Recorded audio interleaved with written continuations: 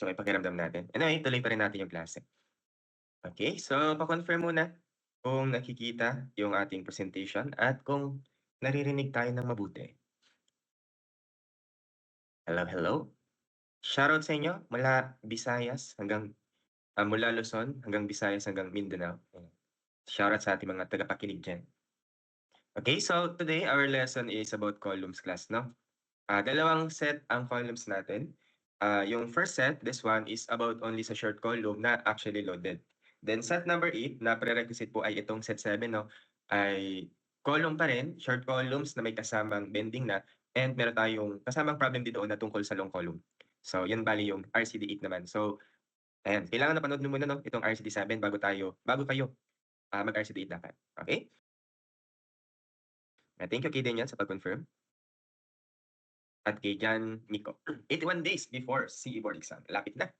And sana nagising na kayo sa ating pre-board, no? At yung mga ano diyan, chill-chill lang. Hopefully magano na, double time na. Ayan. Excuse me po. Alright? So ito yung dalawang types ng columns na madi-discuss natin today. Ang tawag dito sa isang to ay tight column. Okay? This one naman, ang tawag dito ay spirally reinforced column. May spiral. Pwede kayo mag-screenshot kung gusto nyo. 5, 4, 3, 2, 1. Para ma-design po yung column, ang gagamitin natin dito ang design principle. Same lang po sa principle na ginamit sa flexure, same din sa principle sa shear, tsaka sa torsion. Pare-parehas lang, no? Ang main principle sa design, para safe yan ha, kailangan ho na yung design strength should be equal or greater than sa strength required to carry factored loads. So ganun pa rin na, ulit-ulit lang ito, di ba, sa RCD natin, no? Yung lakas, kailangan equal or mas mataas sa kakagahing factored loads. And para nare-remind kayo from time to time, ang definition ulit no ng design strength ay nominal strength multiplied by the reduction factor. This time, ang nominal actual strength, ang notation natin ay Pn at i-multiply mo siya sa phi. Okay? So ito yung lakas ha, kailangan equal or mas mataas to sa kakagahing factored load Pu. Ngayon, paano ba kunin itong capacity, itong Pn? Ganito lang yan ha. Dalawa yung main materials na involved dito na kapag sinabing reinforced concrete, concrete and steel. Tama? So yung lakas po ng ating column, sa kanila din manggagaling. May lakas na galing sa concrete at may lakas na galing sa bakal. Remember ha, ang concrete at steel nagtutulungan po yan, no? At basic lang din yung equations na gagamitin natin dito. Eto, pwede mong alalahanin yung basic formula ng force na stress times area. Para hindi ka mahirapan na natandaan yung mga equation natin. Ganun lang yun. Halimbawa, ano yung ambag ng concrete sa lakas nitong column? Simple lang. Stress times area ng concrete. Ano yung ambag ng bakal sa lakas nitong poste? Simple lang din. Stress times area naman po ng steel. Nakakaintindihan po ba tayo? Okay? So, pa-comment nga. Total, hindi naman tayo nagmamadali, no? Wala naman tayong kasunod na subject siguro. Kung naalala nyo pa, ano po yung pinapagamit ni code na uniform compressive stress for concrete? Anyone? Hint. Ilang sets natin itong pinag-usapan, ilang sets natin yung inulit-ulit. So sana man lang ngayon naalala nyo pa, ano yung pinapagamit na UNICP or pinapa-assume niya na uniform compressive stress for concrete sa ating mga computations. Anyone? Kung hindi nyo maalala, no, hindi ko naman kayo masisisi, no? Kasi biruin mo, isang taon na ang lumipas, di ba? Since nung ano natin ito napag-usapan. So kung yung nalimutan nyo na, understandable naman, no? 1 year ago na kasi yung lesson na to, no? Pero sana may nakakaalala pa rin sa mga live audience natin dyan. Anyone? Ayan, meron nang sumagot. Thank you kay Jiwat Tramani. I hope na may pagkakabasa ko. At kay Ronnie. 0.85 FC prime. So sana lahat kayo naalala pa to ha. So ito yung stress, then multiply mo lang sa concrete area. Ito yung capacity na galing sa concrete. Yung ambag naman ng bakal no ay stress times area ng steel. Pag column, nasasagad dito no yung mga bakal natin. So yung strength niya, sagad yan hanggang yield strength. Fy ang stress, and multiply mo lang sa total area ng bakal. AST, ang nire-represent dito no is the total cross-sectional area ng ating main bars or vertical bars. By the way, yung concrete area dito class, paano natin yan kukunin? Yung concrete area, ang pag-solve niyan, yung whole or gross area, ibabawas mo lang yung area ng main bar, okay? Ang concrete area is just AG minus AST. Ganito lang kasimple. Nabuo mo na yung lakas ng column na to. Pero ito, ang tawag pa lang dito, class, ay nominal actual strength at zero eccentricity, denoted by PO or P naught, no? Ayan, or P0. So, may mga nako-confuse later especially kapag nagsusolve na ng mga CRF or passboard. Galing mismo to sa NECP ang definition na to ha. Pag may na-encounter kayong tanong, na nominal actual strength at zero eccentricity, naka-specify na ganito, P sub 0 po yung kinapahanap. Gets po ba? So ito yung kukunin mo balik. Okay? So ito yung nominal actual strength no, at zero eccentricity. Pero kapag sinabing zero eccentricity, that means yung load mo nasa sentroid dapat ng column. Pero sa totoong buhay ba, ang mga position ng mga forces ng column or loads niya, nandito ba sa gitna niya? Wala po. Kahit nga sadyain mo na maglagay ka ng load sa gitna ng column, halimbawa sinadya mo na nandito yung load. Pero what if during construction, hindi na set ng mabuti yung mga bakal, no? Or hindi na latag ng tama? What if during construction, yung mga bakal, mas marami yung nandito sa side na to? So kung nandito yung load mo, nandito ha, pero nandito yung mga reinforcement mo na majority, yung centroid talaga ng column na to ay nandito bale. Okay? So, may distance ka ngayon between location ng load at center ng column. Ito yung tinatawag po na eccentricity. So, kahit sadyain mo na yung load nasa gitna, may posibilidad pa rin na baka may ma-develop na eccentricity. Another construction error class, no? Halimbawa, madamot yung may-ari, no? Hindi nagpapamerienda. As a result, nagtampo yung mga nagtatrabaho. Ang ginawa tuloy nila, tabingi yung poste. Ayan, di ba? So, kung tabingi ito, yung paglipat ng force mo galing sa column dito sa taas papunta sa baba, meron ulit eccentricity kasali, di ba?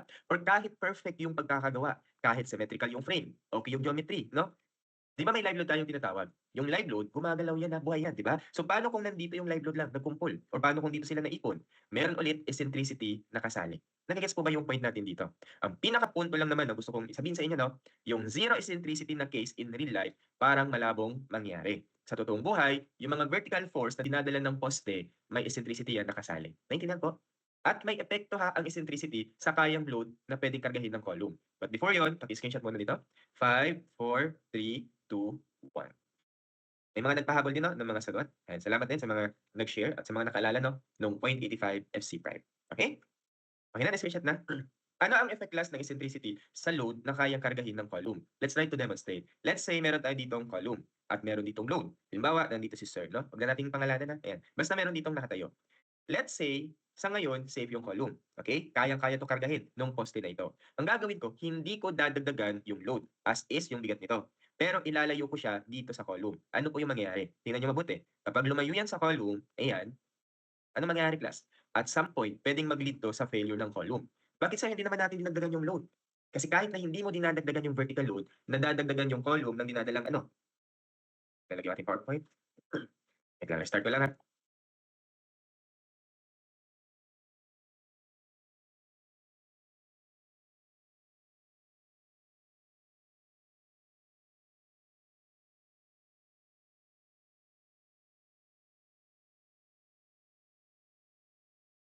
Pag-isipan nyo muna yung effect habang inaayos ko lang yung PowerPoint natin.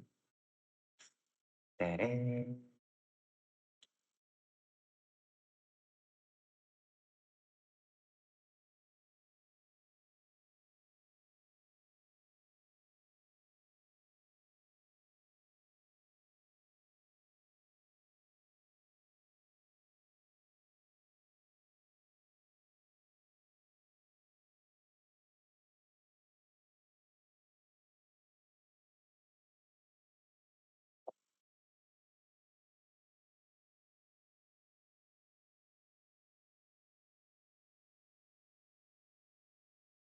Alright, we're back. Excuse me po ulit. Alright? Kapag lumayo po ito, no, hindi nadadagdagan yung vertical load. Pero may na-introduce, may nadadagdag dito, di ba, na moment. Gets po ba? So, same load, pero lumaki yung E, pwedeng mag-fail yung column natin. By the way, sino kaya to? Alright? Wala akong binanggit na name, no? Anyway, paano kung halimbawa no na nandiyan yung eccentricity pero kumaga talagang may E, pero gusto mong manatiling safe yung column? Paano po yun mangyayari ngayon? Ganito. Kung meron talagang eccentricity na need i-consider, i-consider mo yan sa design natin, okay? At kung gusto mong manatiling safe yung column, tapos may E, bawasan natin yung actual load na kinakarga niya. Sa madaling sabi, no, ang effect ng eccentricity, magbabawasan yung actual load capacity ng ating poste, okay? Ayan. So, habang lumalaki yung E, nababawasan din yung actual capacity ng poste na to. Naintindihan po ba? Ngayon, di ba yung na-demonstrate natin kanina, sa tunay na buhay, yung eccentricity ay hindi nawawala. Kaya po sa code natin, kung magde-design ka ng column, kailangan mong i-consider yung eccentricity parate, okay? Kailangan mo mag-consider ng E kahit man lang minimum. So, bali, meron tayong i-consider na maximum usable capacity ng column or maximum na nominal strength ng column na pwede mo lang magamit. Halimbawa, kung yung nominal strength ng column ay 100 kN, sample value only, no? 100 na lang para mas madaling patandaan or mapag-usapan. Ibig sabihin, kayang-kaya ng column na ito magkarga ng 100. Pero kakayanin niya lamang yung 100 nito kapag ito saan nakalagay? Nandito sa gitna. Naintindihan po ba? Pero kung halimbawa sinabi mo na, itong poste na 'to, kayang-kaya niyan yung 100 na load, 'no? Paano kung yung 100 na load, dahil yun yung sinabi mo na kaya niya, pero yung 100 ng load wala pala sa gitna nakapuesto, paano kung nandito yun? Ang mangyayari, hindi kakayanin or hindi pasok sa requirement ng code yung column na ito ngayon, okay? So kung gusto mong maging safe yung column, kailangan ililimit mo lang yung load na ipapakarga mo or yung sasabihin mong capacity niya sa value na mas mababa sa 100. Nagets po ba yung logic? Dahil ina-anticipate natin no, na baka may eccentricity, hindi natin pwede gamitin yung 100% lakas na to, itong value na to. Nagkakaintindihan po ba? So ilang porsyento lang ba yung gagamitin natin? Ganito yon. Ayan. To consider minimum eccentricity requirement in our design, ang gagamitin lang ha ay 85 or 80% ng ano? Ayan, ng nominal actual strength ng section kapag pure compression. Yung tinutukoy pa na nominal strength at pure compression, yan din yung P sub 0 or PO. Okay? Ayan. So, kumbaga, ang gagamitin mo lang pala ay 85% lang nito or 80%. Depende kung yung column mo ay spiral reinforced, yun yung 85% yung allowed, or tight column. Pag tight column naman, 80% yung ina-allow. Gets po ba? Yun yung magiging P and max na natin, okay? So, 0.8 P0, galing to sa code ha, kapag tight column, at 0.85 P0 naman kapag spirally reinforced concrete column. Alright? Ayan. Ngayon, anong pinagbasehan nito? Ang kinonsider value or pinagbasehan na eccentricity ay etong mga to, no? Yung 85 and 80% na capacity ay approximate actual strength based on eccentricity to depth ratios of 0.05 and 0.1. Eccentricity to depth na ratio. Ganito yon. E over H. Eccentricity to depth ratio, okay? So, halimbawa, etong 85% class or 0.85 na factor na pang spirally reinforced column. Ang pinagbasehan nito, no, approximate capacity yan, yung 0.85 PO based on E over H na 0.05. Eccentricity to depth ratio. Pag nire-arrange mo to, mako-compute mo yung eccentricity na pinagbasehan. Ang eccentricity bali galing dito kapag inayos mo ay 0.05 of H. Dito naman, E over H na 0.1 kapag inayos mo, eccentricity ay 0.1 of H. Tandaan nyo rin ito ha, baka mapakinabangan nyo rito sa board exam, no? Sila bali yung mga minimum eccentricity na kinoconsider sa design. Okay? So, ang pinaka-final, sige, paki-screenshot muna pala nito. 5, 4, 3, 2, 1. Pero ang nakuha nating class, no, ang tawag pa lang dyan, nominal strength pa lang. So, hindi pa rin yan yung pinaka-final na capacity. Kasi remember, yung final na lakas ng poste na talagang gagamitin mo na yung design actual strength. Gets po? At ano yung kulang? By definition, ang design strength, yung nominal, i-multiply mo lang sa reduction factors. Nadaanan na natin yung mga reduction factors na ito, ha? Okay? Nadaanan na natin to nung first meeting pa lang, ha? 0.65 kapag tight column, 0.75 naman kapag spiral reinforced column. So ito na bali, no, yung final na design actual strength kapag actually loaded lang na column. Okay? Phi, P, and max. Makinig ng mabuti, ha? Kasi pag hindi nakinig, bandang dulo or kahit refresher na, may mga nalilito pa rin, no? Makinig. Kapag ang tanong, nominal actual strength at zero eccentricity, P0 yung kukunin mo. Ito lang yung dapat mong i-solve. Nagkakaintindihan po ba? Kapag sa tanong, in-specify na maximum nominal actual strength, pero wala pong binigay na eccentricity, ha, eto.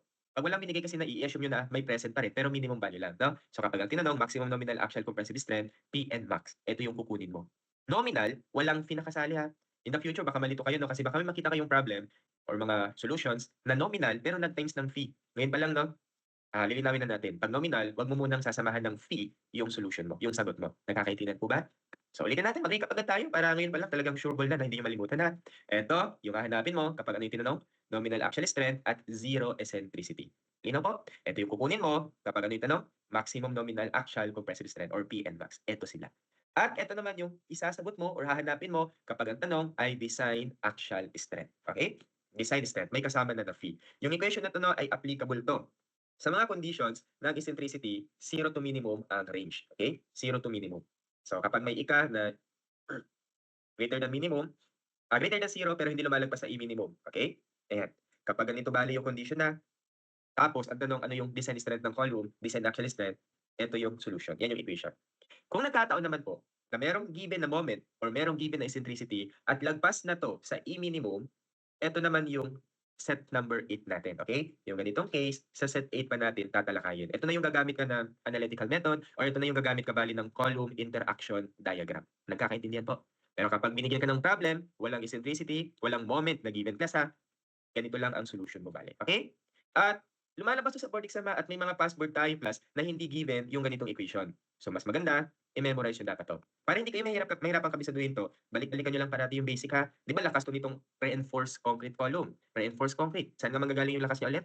May lakas naggaling sa concrete, yun yung PC, at may lakas na galing sa steel. Basta huwag niyo malimutan na yung steel at concrete, ha, ay parating nagtutulungan. Ayan, mabubuo mo to. Okay? Ayan, at basic lang to. Ano ba to? Stress times area ng concrete. Ito ano to? Stress times area ng steel. So I hope, bago matapos yung klase natin, lahat kayo hindi mahirapang matandaan itong part na to. So kailangan mo na lang i-recall yung mga coefficients na nandito sa labas. Okay?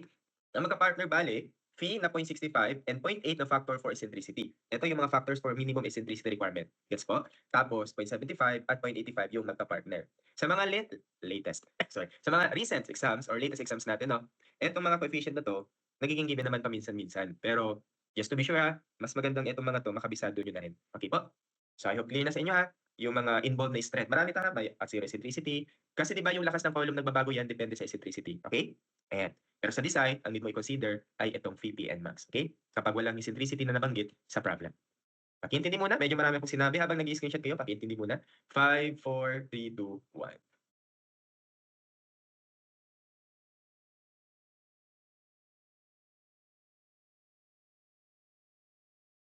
Okay? So hopefully hindi tayo mahirapan na masundan, na masagutan yung mga samples natin tonight, no? Siya nga pala 'no, mapapansin niyo magkaiba yung factors nila 'no. 'Di ba parehas silang column? Bakit magkaiba pa yung mga ginamit na factors? Ang dahilan, magkaiba ang tibay ng tight column tsaka ng spiral reinforced column. Sa tingin niyo, alin kaya dito yung kumbaga mas tatagal? Let's say during earthquake, aling column yung mas tumatagal? Ang mas tumatagal po ay ganito, spirally reinforced column, okay? Ang puwedeng mangyari kasi dito na failure, puwedeng matanggal lang yung clear cover, mag-spall off 'no or ma-chip off. Pero nakatayo pa rin yung poste kahit papaano. Tsaka yung spiral hindi yan basta-basta kakalas yan kasi nakapulupot yan ng tuloy-tuloy, gets po? Pero sa tight column kasi, etong mga ties, puwede po yan kumalas. Kapag kumalas yung column ties, magbabakil na rin yung main bar and then talagang babagsak yung column kapag ganyan. Okay? So theoretically 'no, mas matibay or mas matagal na magfi-fail yung ganitong column, spirally reinforced. That's why magkaiba yung mga factors na ginagamit. Magkaiba yung safety factors kasi na kailangan. Halimbawa, let's say, may nominal strength na 100. Nominal, okay? Tapos, applyan natin ng fee. Ano nga ulit yung reduction factors? Kapag tight column, di ba, we have 0.65. Kapag spiral reinforced, kung sakali lang no, na spiral reinforced to, we have 0.75 na fee. Naintindihan po ba? So kapag in-apply na natin yung fee, yung 100 magiging 65 na. Dito naman sa spiral reinforced column, magiging 75. Alin dito yung nagkaroon or mas binigyan natin ng mas mataas na safety factor? Yung tight column ba or yung spiral reinforced? Tingin niyo? Baka yung iba nakalimot na sa purpose ng strength reduction factor Kapag in-apply mo yung fee, hindi talaga natin binabawasan yung lakas ng member. Gets po ba? Example here, theoretically, yung lakas ng column 100. Pero kung tight column yan, ililimit mo lang yung gagamitin mong lakas niya at ipakakarga mo sa 65. Kapag spiral reinforced column naman, ilimit mo lang sa 75. Alin dito sa dalawang uri ng poste na to, yung meron pang mas mataas na reserbang lakas, yung merong mas malaking safety factors or allowance? Tingin nyo? Nagigets po ba? Yung tight column, 65% lang yung ginamit. May 35% pa na reserba. Naintindihan po ba? So, sa ginawa natin bali na pag-multiply ng mga ganitong factors na magkaiba, mas binigyan natin ng mas malaking safety factor yung tight column. Pero logical ba na yung tight column yung mas dapat mabigyan mo ng mas mataas na safety factor? Yes, logical siya, 'di ba? Bakit?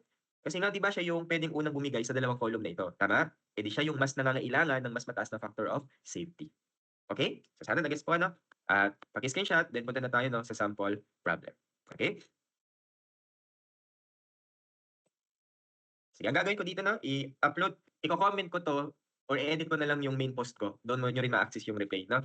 Ayan, i-edit ko lang yung main post tapos mag-a-appear na doon yung thumbnail nung recording nito and para yung thumbnail yung i-click niyo para mag-play lang siya within your device 'no. Kapag lumabas pa kasi kayo sa MS Teams, kailangan niyo pang sign in sa browser tapos magkaka-error pa 'no. Ayan, so ma-access niyo yung replay nito doon lang din sa post ko. Okay, hindi pa kasi namin napagkausapan kung saan talaga ilalagay yung mga replay pero for now, ilagay ko muna doon sa ano, sa main post ko, yung replay nitong mga makeup classes na gaganapin, no? Alright, so punta tayo sa number 1. An actually loaded rectangular tight column is to be designed for the following service loads. By the way, problem number 1 ay may pinagbasehan to na actual board, okay? So yung mga data dito na given, yung mga questions dito, pang board exam na level. Malay natin, maulit na naman ulit. Subukan natin, no? First question. Using a 3% na vertical steel ratio, what is the required column width if architectural considerations limit the width of the column in one direction to 350 mm? So magde-design tayo ng column na kung saan meron ka ng isang dimension daw, no? Yung isang dimension ay 350. Pwede mong balik-balik pa rin yung drawing nyo, hindi naman magmamatter sa solution. So siguro si architect may hinahabol na clearance, no? Let's say daanan ng kotse or parking space. So para ma-reach niya yung required no, na clearance, nag-request na siya sa engineer agad na, engineer pwedeng sa poste na to hanggang 350 lang yung dimension. So ang kailangan nyo na lang alamin, what is the other dimension? Gets po yung tanong. Pwede kang mag-assign dito no, ng mga letters or variables na gusto mo. Pwedeng X, pwedeng Y, di ba? A, B, C, D. Pero ang gamitin ko na lang siguro no ay H. So we will be solving for H. Ngayon, napakasimple lang ng pinaka-concept sa pagde-design ng ating mga structure or structural member. Yung lakas, dapat equal or mas mataas sa dadalhin. Yun lang naman yung pinaka-concept, di ba? Mapa-flexure, shear, torsion man yan, or axial. Okay? So, yung lakas, remember kung column at axial yung pinag-usapan, this is the design axial strength, P, PM. Dapat equal or mas mataas yan sa dadalhing PU. But remember, ito yung na-demonstrate natin kanina na sana hindi nyo po malimutan Ang isang column section, kahit na same na poste wala po yung fix na axial strength. Okay? Di ba yung vertical load na pwede niyang dalhin ay nagbabago. Depende sa kung gaano siya kalayo from the column section. Nagigets po ba? So, ulitin ko Ang poste Unlike sa beam, 'di ba, kapag may beam tayo tapos may bakal, meron kang mako-compute na Mn at yun talaga yung kanyang nominal flexural strength. For this specific section na may specific na mga detalye, yan talaga yung kanyang nominal flexural capacity. 'Pag poste, ibang usapan yan, ha? Kahit na same na column, identical section, or kahit na talagang siyang siya mismo na column, very same na column, no? Wala siyang fixed na axial strength. Nagbabago yung Pn, depende saan ulit? Depende sa eccentricity. Okay? Kaya kapag column problems tulad nito, tingnan niyo muna kung merong nabanggit na eccentricity or kung may nabanggit na moment na pwede mong magamit to solve for eccentricity. Okay? Meron ba ditong nabanggit na moment or E? Wala. So paano yan? Paano mo i-design yung column? Wala ka bang eccentricity na i-consider at all? Hindi dapat ganon. Di ba yung napag-usapan natin kanina sa tunay na buhay, ang eccentricity ng column loads, parating na dyan, no? Mababa ang chance na talagang maging zero yung E. Kaya sabi ng code, kung magdi-design ka, parati mong i-consider yung posibilidad na merong eccentricity kahit man lamang minimum value. Naintindihan po ba? At di ba kapag ang eccentricity ay equal or less than sa minimum, ang lakas ng quantity na pwede mong gamitin, yung sagad na capacity, yung VPN max. Okay?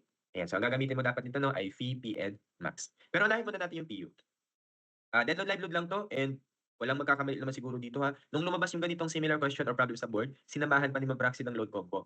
Pero sana ngayon ha, kabisado na 'to 'no, 1.2D plus 1.6L. 1.2, dead load is 1,500 plus 1.6, live load 835. Para hindi kayo makatulog, baka yung iba sa inyo 'no, napuyat 'no, nung New Year 'no, napuyat sa putukan, ganyan. Ayan, try niyo mag-solve para hindi kayo antukin, okay? At saka ka-celebrate, 'di ba? Ayan, so meron tayong 3,136. Okay?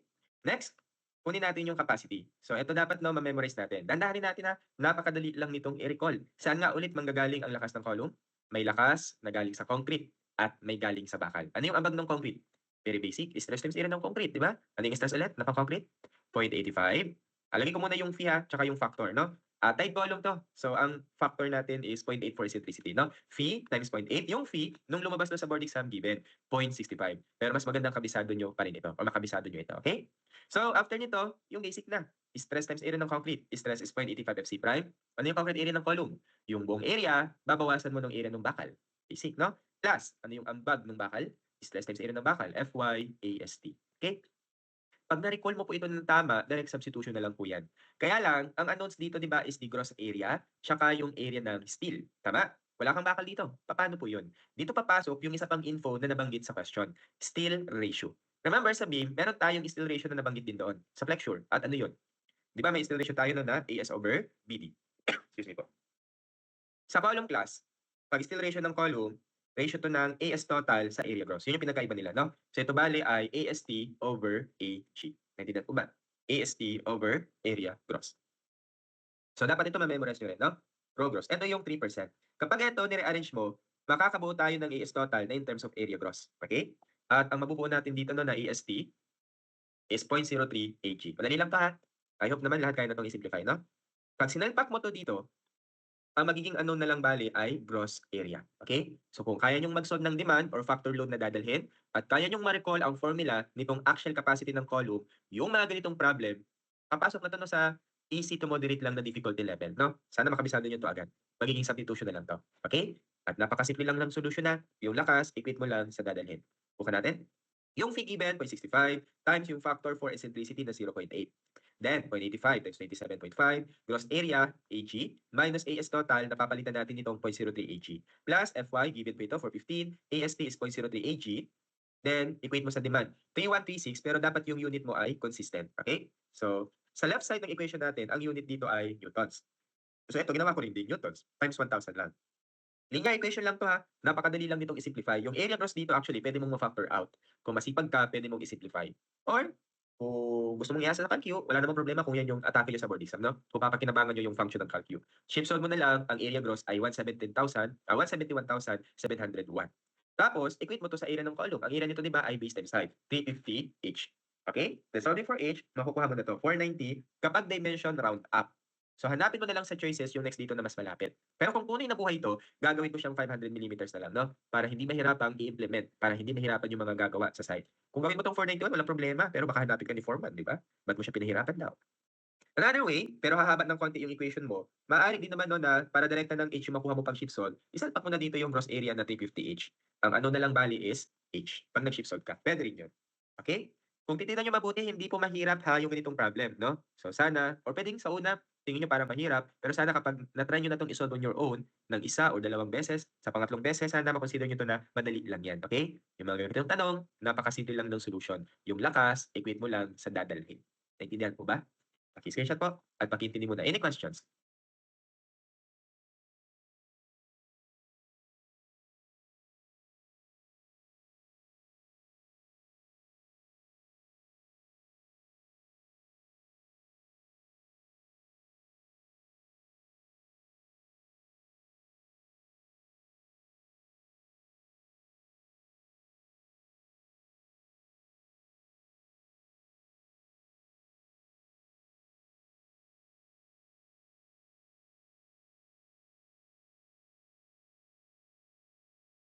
Alright, according to City and Syra Joy lang daw. Sige, let's continue po. Ulitin ko lang po ano, past board question yung ganitong, klase ng question, ha. So kung maulit 'to sa board exam, sana matuwa kayo kasi isa 'to sa maalala niyo na, kaya ko 'tong i-solve 'no, yung mga ganitong column problem. Number 2, if the column has a circular section, determine the required minimum diameter kapag walong 25 bars daw. So design pa rin 'to, ha. Kapag ang tanong, 'di ba, dimension or bakal, design 'yan. Kapag design at walang moment na binanggit, balik-balikan mo lang yung ganitong solution. VP and max, equate mo lang sa PU. Yung lakas, equate mo lang sa kakargahin, okay? Pero ngayon po, instead of steel ratio, ang given bakal, walong 25. Paki-calculate na lang, ha. Area nitong walong bakal na 'to 'pag sinolve niyo ay ilan? Ito dapat yung makuha niyo, ha, 1,255, okay? So ulitin lang naman natin 'to 'no, phi. Unahin muna natin yung capacity, 0.65 times 0.8 ulit. Then 0.85 FC prime, tama? Then area gross, ulit yung hahanapin. Ang tanong bale 'no, kapag naging bilog yung cross section, ano daw yung diameter, right? So kunin ko muna yung gross area or puwede ka rin dumiretso na sa diameter. Hahaba nga lang ng konti yung input sa calcu. Puwede rin na irekta mo na 'to. Ano ba ang formula ng gross area 'pag bilog? Pi t square over 4. Tama po ba? So puwede rin na ito na yung isalpak mo dito para 'pag shape solve mo, diameter na agad yung makukuha. Again, kanya-kanyang diskarte lang 'to. It's up to you kung paano mo 'to atakihin, okey? So okey na tayo 'no, sa ambag ng concrete. Stress times area ng concrete plus stress times area ng bakal. Stress is 415, ang area naman ng steel 1,250 pi. Tingnan niyo, gross area lang yung ano, okey? Then equate mo ulit sa demand. Ang kakargahin, same problem. So ito pa rin ulit, 3,136. And don't forget na gawing newtons. Solving for area gross, we have 192,208. Pagkatapos, equate mo sa area ng bilog para makompute mo yung diameter. Nasundan yung solution? 494, pwedeng 495, or gawin ko na lang din sigurong 500, no? Para sa actual implementation, hindi sila mahirapang sundan. Pero sa board exam, may choices. Hanapin nyo na lang yung next dito na mas malapit na mas mataas. Okay? Paki-screenshot. 5, 4, 3, 2, 1. Round up according to Jason. Round up to next 25 mm. Actually sa code, wala naman talagang ano, nakalagay na increment kung ilan yung gusto. Bale ito ano na lang 'to, naging standard practice na nung iba 'no.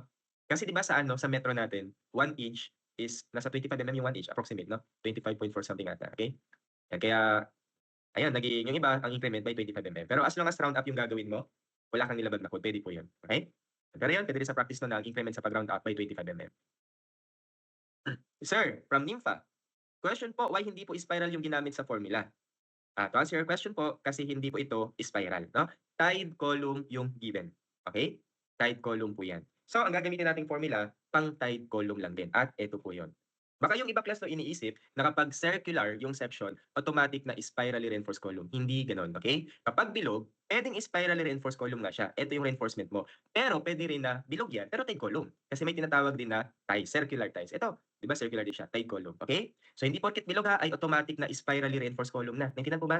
Yung iba dito nagpapanggap lang, no? Parang yung best friend nyo, di ba? Ayan. Parang yung best friend natin class, no? Tago na lang natin sa pangalang Steelman. Ayan. Mapagpanggap. Alright, may tanong din dito na, "Sir, 'pag 470 nakuha tapos" yung mga ganitong tanong actually mahirap sagutan. Yung mga ano, overthink. Kung matino actually yung gumawa ng tanong, I think hindi naman kayo bibigyan ng ganitong complicated, 'no?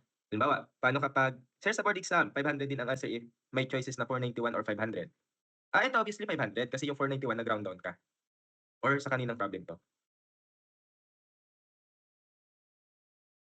Anyway, sir 'pag 470 po nakuha tapos choice is 450 and 500 yung pipiliin, dapat round up. Siguro unless kung halimbawa ito, may 494 sa choices. So nag-round down ka ng konti 'di ba, decimal. Tapos yung round up malayo na, let's say hindi kung merong 494 talaga ta's may 500, siguro 494 yung pipiliin ko 'no, kasi decimal lang. Pero sana 'no ay hindi gano'n kagulo yung ma-encounter yung mga tanong, okey? Don't overthink na lang. Paano po yung AS sa 500H? Point yung kanina? di ba ang AS natin ay kanina na 0.03 area gross, edi 0.03 AS total. Ano nga yung area gross natin ulit? 350H. So, ito yung ipapalit mo naman sa AS. Okay? Basta yung area gross dun sa nabuo nating formula, pwede mong palitan nito kung gusto mo na pag nag-shift solve ka, yung dimension na yung makuha mo. Similar dito. Kung gusto mo na diameter na agad yung makuha mo, yung area gross dito, palitan mo na ng formula ng area ng circular section. Okay, screenshot muna. Tago muna ako. Okay. 5, 4, 3, 2, 1. Okay? So, pag ganito mga tanong, no, kayang-kaya siguro to ma-2 out of 3. Tingnan natin kung kaya nating ma-3 out of 3. Question number 3. Dito nagbigay na ng dimension. If the column is 450 by 450 at 16 pieces daw yung main bars or vertical bars, determine the diameter based on steel ratio na 3%. Dito bale, malinaw yung tanong ha, maghahanap ka lang ng bar diameter to reach this ratio na 3%. Dito mo ibabase yung paghahanap ng diameter. Naintindihan po ba? Ngayon, kapag may binigay di ba na steel ratio, ito na nga, nakasulat na pala. Makakakuha ka ng AST. AS total ay raw gross, area gross. Okay? Raw gross, area gross. So we have 0.03 gross area 450 square. So, kailangan po ano na yung area ng bakal umabot sa 6,075 mm square para ma-achieve natin yung minimum ratio dito sa question na 3%. Naintindihan po ba? Paano natin kukunin yung bar diameter para ma-reach mo yung ganitong steel area? Itong nakuha mong required na AS total, i-equate mo sa another equation ng AS total. At ano yon? Di ba pag naghahanap ka ng total AS, ito, paano natin to sinolve? Area ng 1 bar times number of bars. Naintindihan na po ba? Okay? So, equate mo lang dito na area ng 1 bar. Pi, d square over 4, diameter yung hinahanap. Ang quantity ay 16 pieces. Okay? So, ganun lang po. Diameter is 21.99. Again, pag mga sizes, round up. Mas malaking bakal, di ba, mas matibay, right?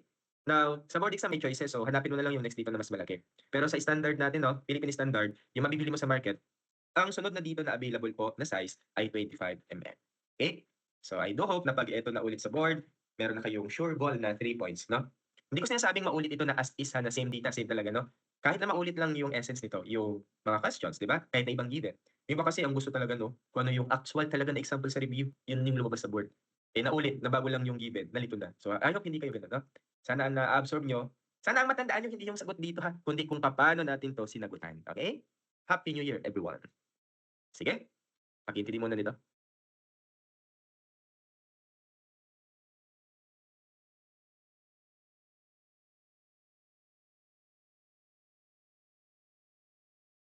Alright. Next problem. A 400 mm square tile column is to carry service loads or wala pang factor na 1,400 kilonewtons na load and 790 kilonewtons na live load. Assume column to be short and that any moment caused by the loads can be neglected. Okay? Number 1, calculate the factored action load. Ito, bonus round na lang to, no? Dead load, live load lang to. 2010 man or 2015 na code, same lang po yung combo dyan, no? 1.2D plus 1.6L. Alright? 1.2, dead load 1.4, 1.6 times live load na 790, we have 2,944. Sana ganito lang yung mga tanong sa board exam, no? Alright, next. Determine the required number of 28 mm longitudinal bar. Ay, Sir Brian, sorry po, late nakapasok. Recorded naman po ito. Yes, nakalagay sa post ko po na recorded din. And by the way, sa mga late pumasok, no, di ba yung setup nito para kayo nanonood ng live sa YouTube, no, or kung saan man kayo, kung anong live man yung pinapanood nyo, may slider dyan sa baba. May advice, huwag nyong sabayan kung ano yung naabutan nating parte na ng lesson. Okay? Hindi nyo masusundan to. Maganda, huwag nyo lang sabayan yung live. I-drag nyo na lang yung slider, start na lang kayo from the beginning talaga ng lessons, no? Ayan. Kung gusto nyo makahabol, kung nababagalan kayo halimbawa sa pananalita ko, pwede nyo i-times 2. Makikita-kita din tayo sa future at some point, no? So, yan. Sa mga ano dyan ha, late pumasok or kakarating lang. Ayan, so mag-start po kayo sa umpisa, no? Alright, let's continue. Determine the required number of 28 mm diameter longitudinal bar. Design pa rin to ha. And again, kung magdi-design ka ng column, simpleng-simple lang ang concept. Yung lakas ng poste, that is VPN, should be equal or greater than sa kakargahing factor load PU. Ganun lang ulit.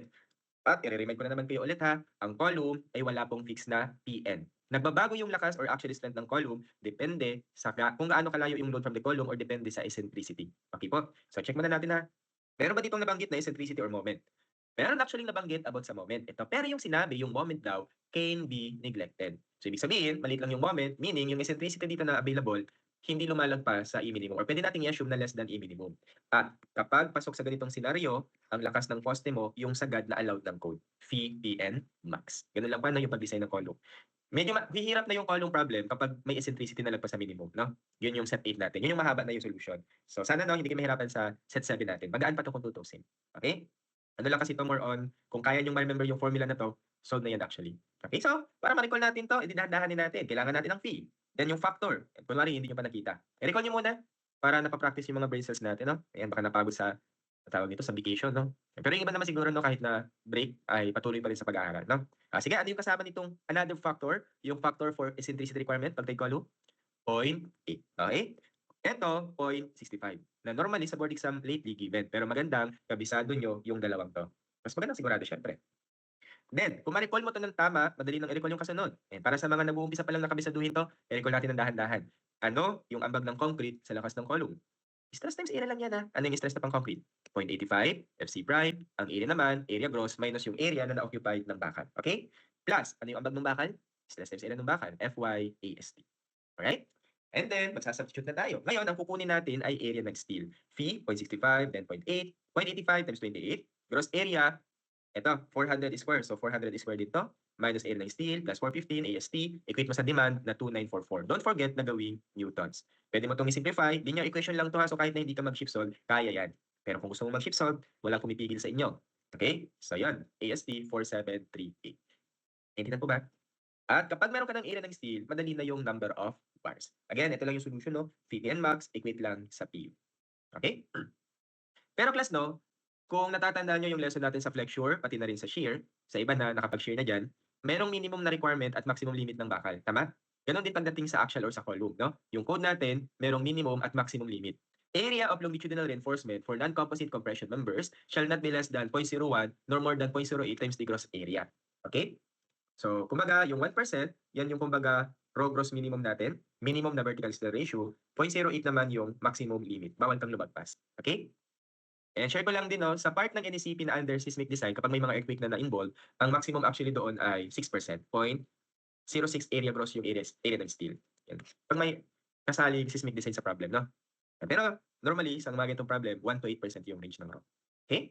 So, ang AST minimum, paano nga ulit mag-solve ng area ng steel kapag raw? May raw gross, area gross. Tama? So 0.01 daw ng gross area, yun yung minimum na pwedeng bakal or dapat na present na bakal. Ang maximum naman ay 8% ng gross area. Alright? Ayan. So isang ko muna ha, 1% of 400 square is 1/6.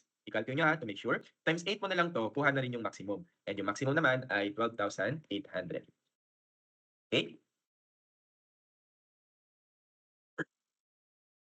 Ayan. Then, i-check natin. Yung nakuha nating area ng steel between minimum and maximum. Pag ganyan yung scenario, kung ano man yung nasolve mong value nito, siya na value yun.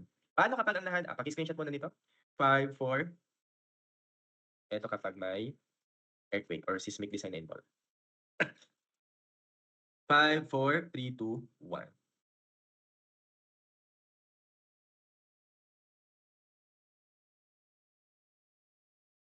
Alright?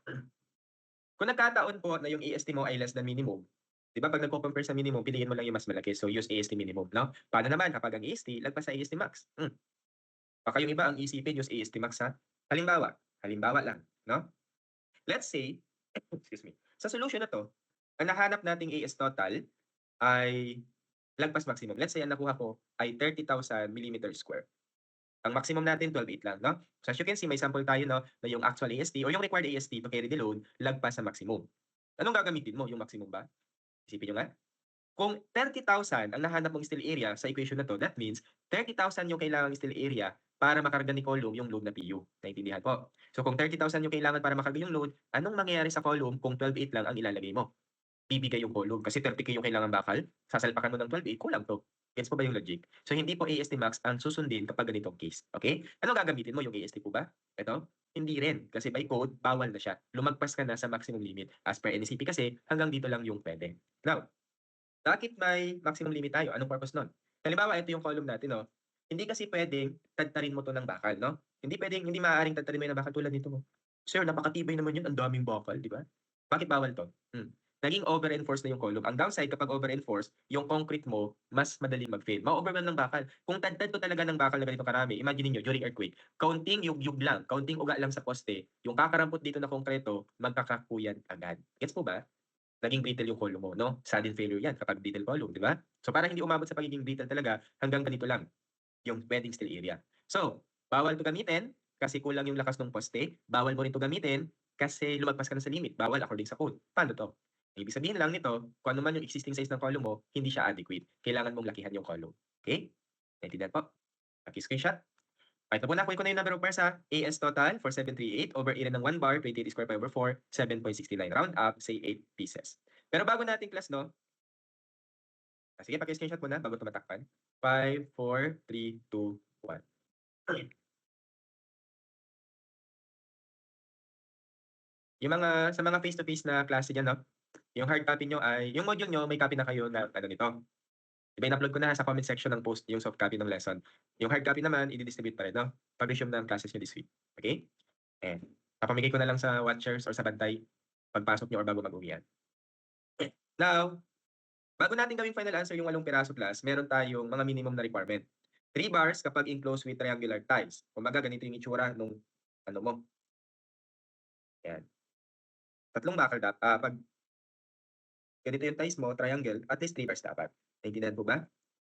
Okay? Tapos kapag enclosed naman ng rectangular or circular ties, kung rectangular or circular na ties, 4 na bakal ang minimum. Okay?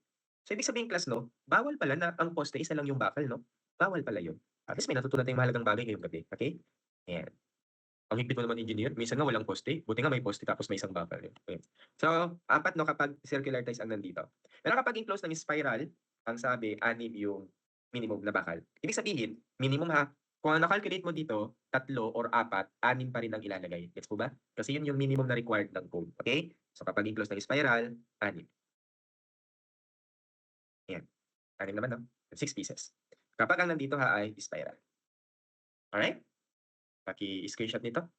So, okay na pala, no, yung 8 pieces. 5, 4, 3, 2, 1.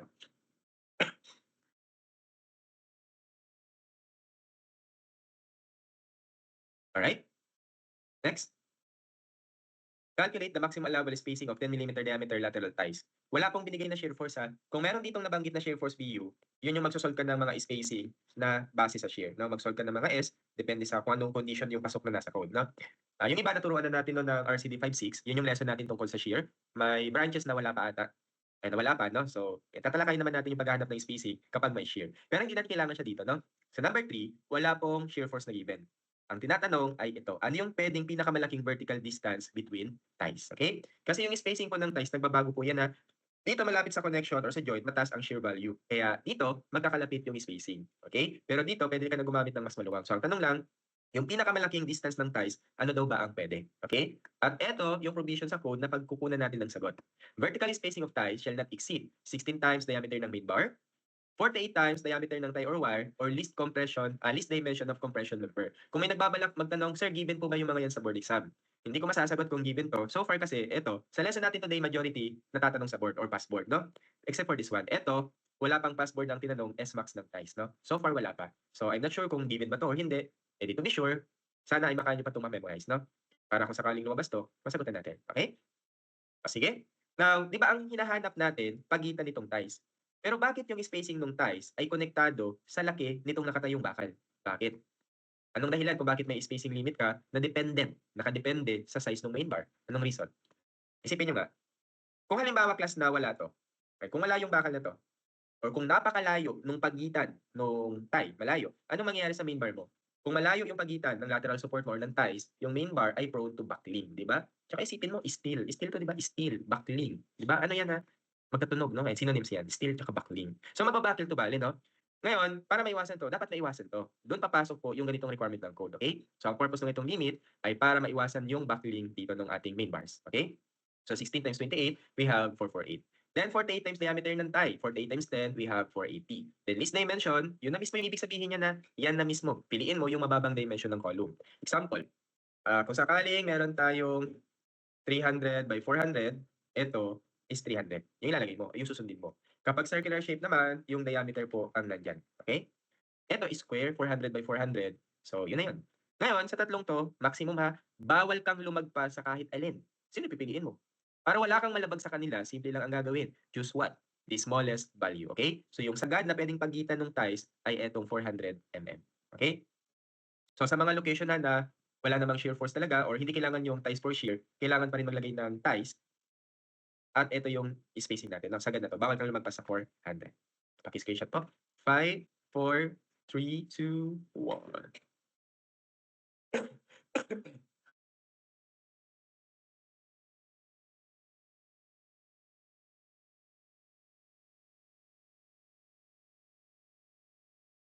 When po need i-check ang AST against AST minimum and max? At all cases, at all times, no?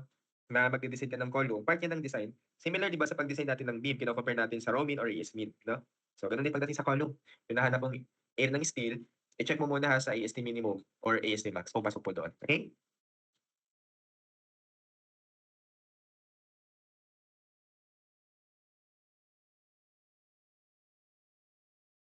Alright, punta tayo na sa problem 3.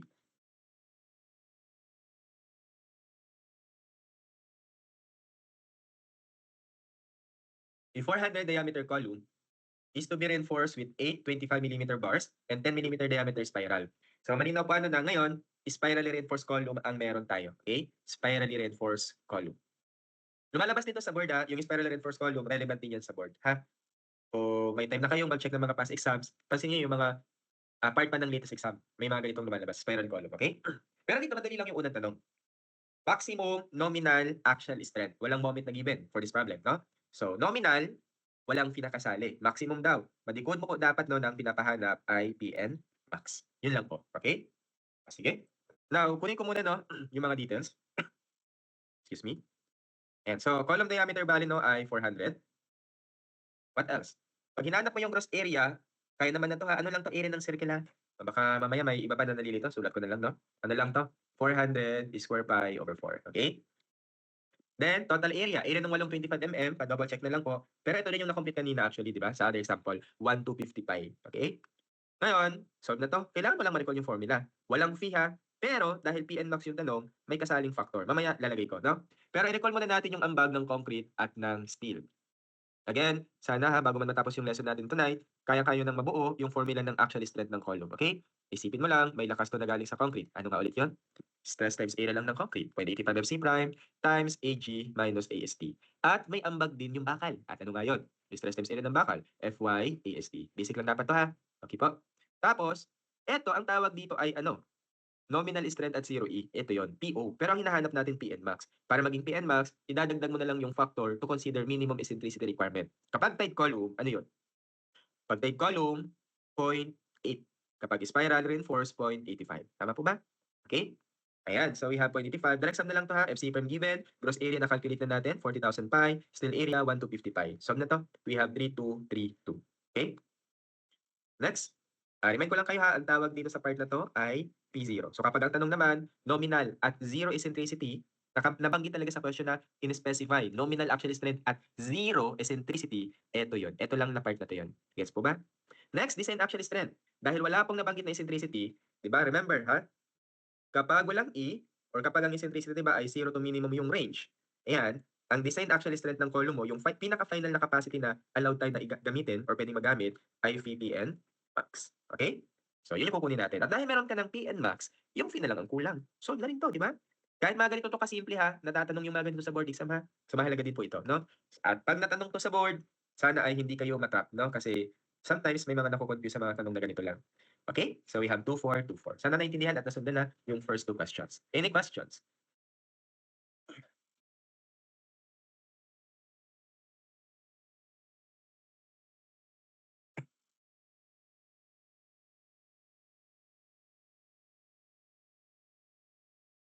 Alright, kung walang gusto magtanong para hindi tayo gabihin masyado.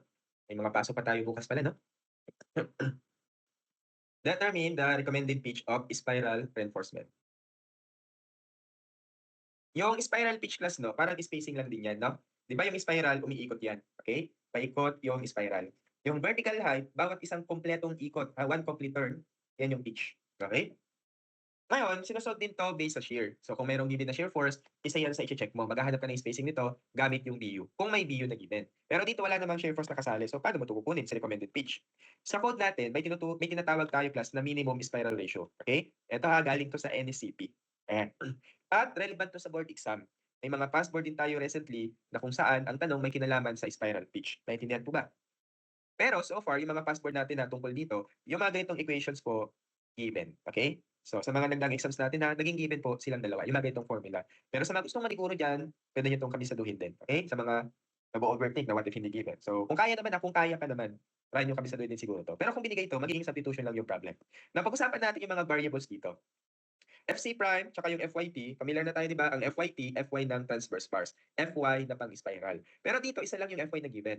Kung dalawa to, edi pipiliin mo yung FYT. Pero isa lang to ha. So kung ano man yung nag-iisang FY na binigay, yan na rin yung FY po na pang-spiral. Okay? AG is area gross. So ganun bali, no? Kung binigyan ka ng formula sa board exam, kailangan mong alamin kung ano ba yung mga kailangan mong i-substitute dito. Alin naman dito yung bago sa paningin nyo? Ang medyo bago lang naman dito, no, ay ACH. Ano ang ibig sabihin nito? Ang ACH ay area, ACH, di ba? Area pag yung cover, concrete cover, hinalis, no? Yun yung ibig sabihin ng ACH. Area pag cover, hinalis. Wala, no? Never mind na lang siguro. Ayan. Nag-enroll kasi ako sa ano. Ipaturo tayo kay Sir James. Anyway, ang ACH, ang tawag talaga dito ay area ng core. Area ng column core. Yun yung area kapag hinalis na lang. Kapag hinalis mo yung clear cover. So pakita ko na lang ha. Kita nyo ba yung shaded part? Yan yung tinatawag na area ng core or eto yung ACH na area. Yung pulang area na ito. Malinaw na po ba? Aalisin mo lang ang clear cover.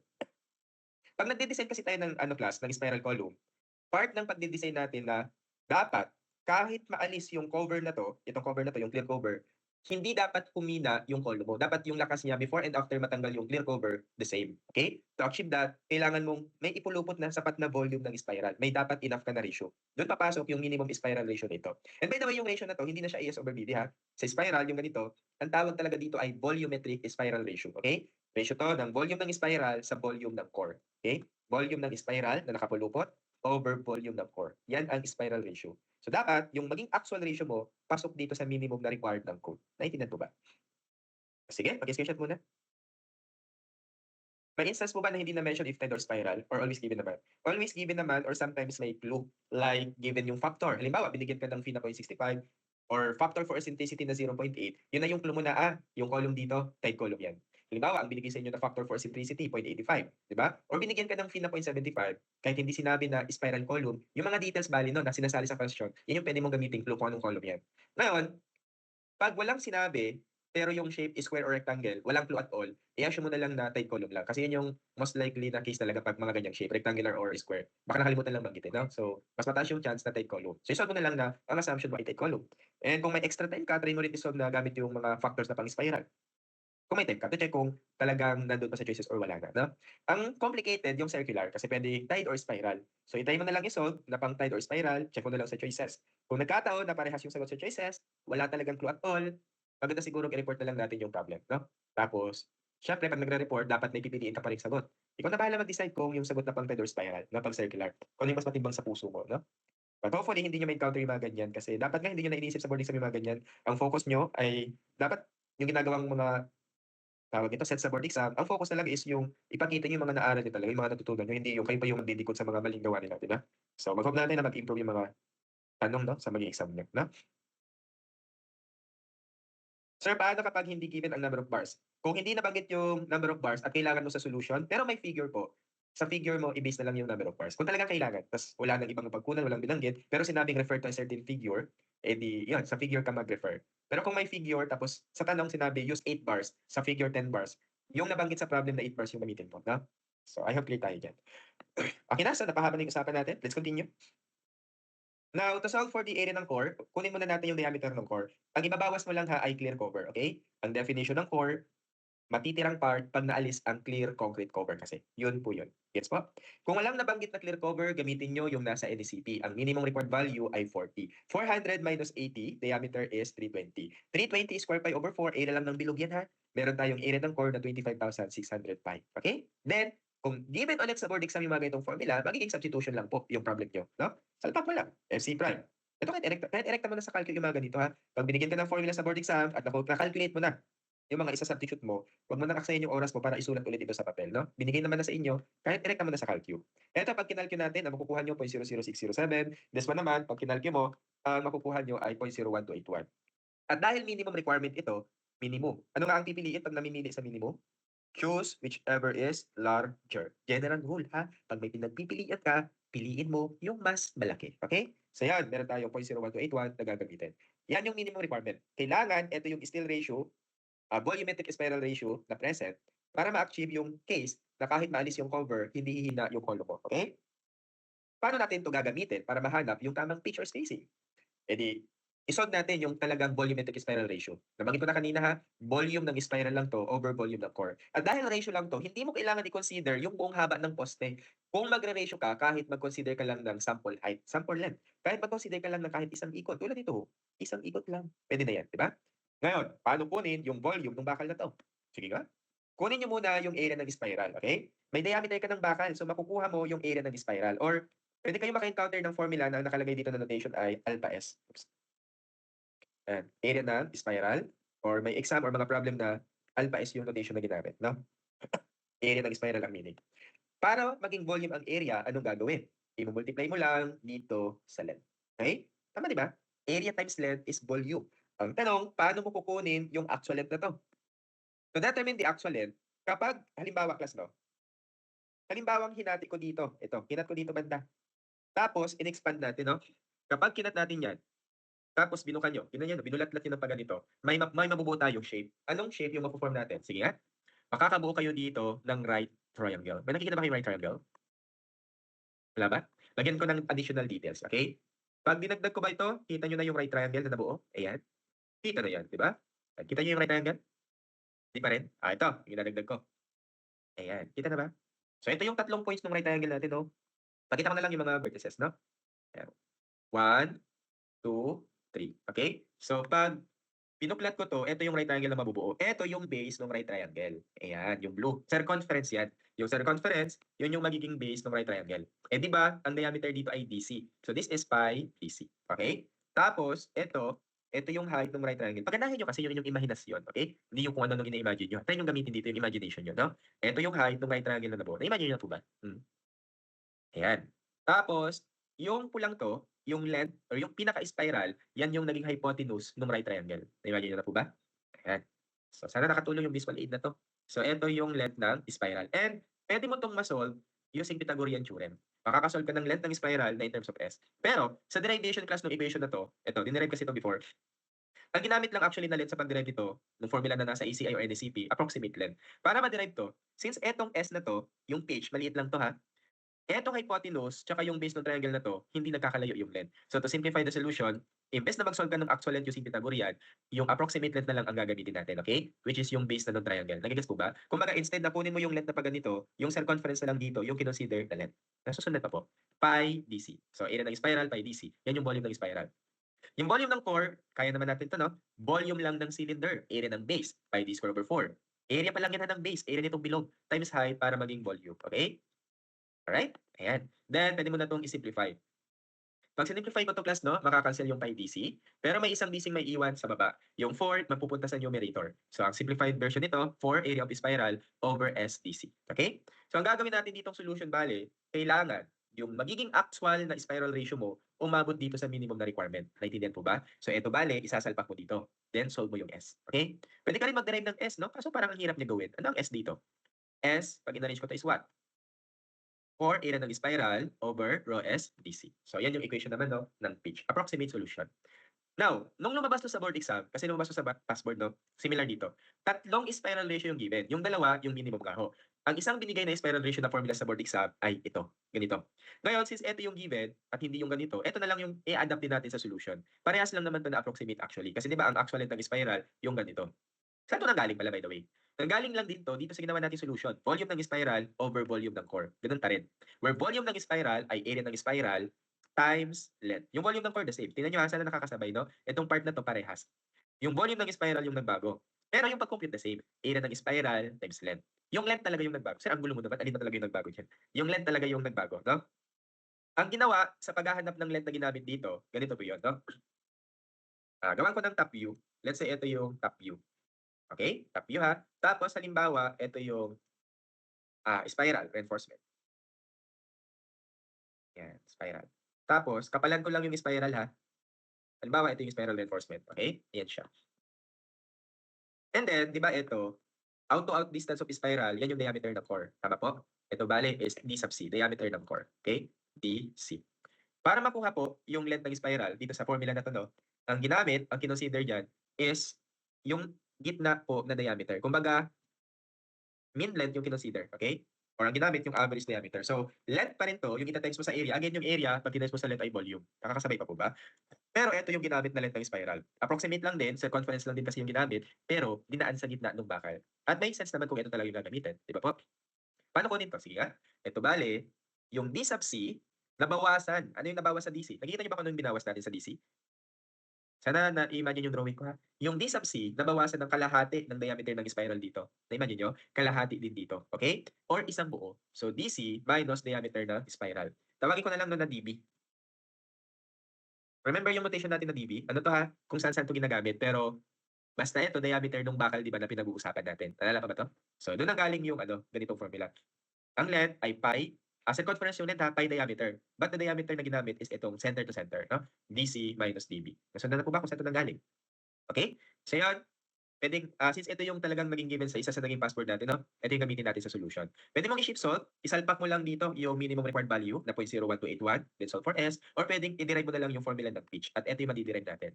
Parehas tong approximate ha. And although ganito yung nagamit na formula sa derivation ng equation dito ng minimum ratio, ito yung i-adapt natin sa exam, no? Or siguro kung ito naman yung inigay sa board kasi naging given naman sa exam yung formula. Kung nagkataon ito yung given, edi ito yung sundin mo. Kung ito yung given, edi ito yung sundin mo. Kung walang given at all, siguro ito yung gamitin mo kasi ito na yung minsan na naging given sa board exam. So, maganda siguro na i-memorize nyo to para sigurado pa rin. Or kung hindi nyo to kayang kamisaduhin kasi medyo mahabang tingnan, kahit man lang yung pinaka formula talaga, ma-remember nyo. Pag sinabing spiral ratio, volume ng spiral lang yan over volume ng core. Okay? So kahit man lang ito po ano, ay kaya mo ma-remember. Kasi kung walang ibigay na formula, pero na-remember mo 'to at alam mong mag-solve ng mga volume-volume, masasagutan mo. Magagawan mo ng workaround 'no, or paraan para masagutan yung problem, okay? I-screenshot mo na dito. 5, 4, 3, 2, 1. Itong pitch po yung lumabas last November. O, 'di ba, in demand siya. Ay, may magko-confirm po ba kung nagbago na yung formula or kung may formula na given ulit last November? Kasi kung wala, edi mapipilitan na talaga kayong magkabisado. Pero sana naging ang alam ko given yung formula. So, ayan. Pero sa talagang gustong maniguro, alam mo yung mga talagang nag-i-aim 'no, na pang top notch yan na level diyan 'no, mas maganda ang kabisado yung mga equations 'no? Alright, so, bale, isa sa board exam 'no na lumabas before, hindi yung latest na last November, yung minsan lang lumabas 'no, na may mga nakausap tayong nag-take, etong tatlong equations na 'to, yung naging given sa kanila, okay? Yung dalawa, formula ng minimum spiral ratio, direct substitution lang 'to, at yung makukuha mo ditong spiral ratio, yun yung gagamitin mo dito para mahanap mo yung pitch. Galing dito, pwede mong ma-shift solve yung S or pwede mong idirekta na sa S, kasi madali lang naman 'tong i-simplify, okay? So we have 4, area ng spiral, cross-sectional area lang ha. Diameter ay 10 mm. So this one is 10 squared pi over 4. Then DC, 320. Diameter ng core minus DB over 0.01281. Then 320 square. We have 74.24. Pero sa NECP, may karagdagan na ganitong limit. Clear spacing between spiral shall not exceed 75 nor be less than 25 mm. Kasali to ha sa chine-check. Kung magde-design ka talaga ng spiral, kasama dapat yung ganito sa hinahanap natin. Okay? Pero hindi to pitch. Clear naman ang pagkakasabi na ano to? Clear spacing. Okay? Ngayon, halimbawa, ikat natin. Ito yung sinasabi class na ang value 75 tsaka 25, no? So ito yung ang minimum ay 25, ang maximum ay 75. Okay? Pero ito yung kailangan natin. Ito yung pitch. Anong gagawin mo sa dalawang to? Anong gagawin mo sa clearance para makuha mo to? Malinaw naman sa drawing, di ba? Kita naman siguro, no? Anong gagawin mo dito para makita dito? Magdadagdag ka po dito ng kalahati ng diameter ng bakal, diameter ng spiral, at kalahati din dito. Tama? Dagdagan mo ng isang buo. So ang pinaka-pitch natin na minimum and maximum is 25 na clearance plus 10 mm na diameter. Ang maximum naman, 75 plus 10. At sakto, hindi siya lumagpas, no? I mean, between siya sa minimum and maximum limit. So, ibig sabihin, yan na mismo yung gagamitin mo, no? 74. Ang pitch ay spacing lang din. So, pag spacing, ang tamang pag-round pababa. Simpleng logic lang, kung magkakalatik yung bakal po, di ba mas matibay, okay? So, ang gagawin mo ay round down. Say 70 mm.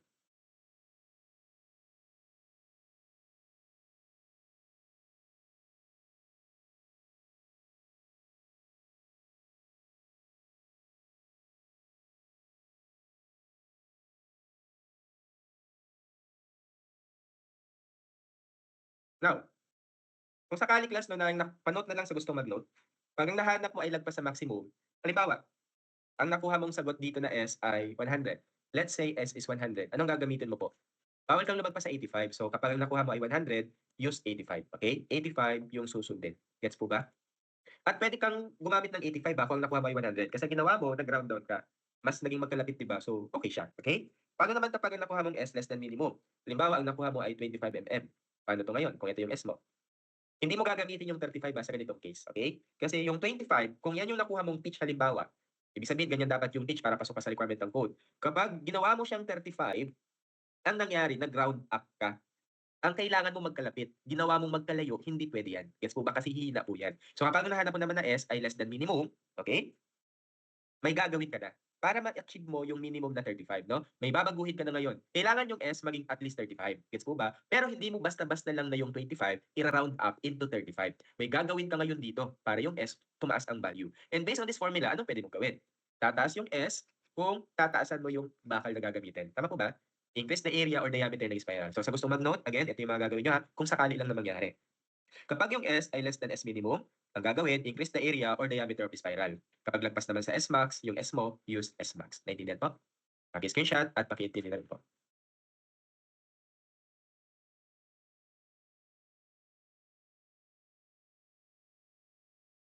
Thank you kay Mark sa pag-confirm na given po yung formula.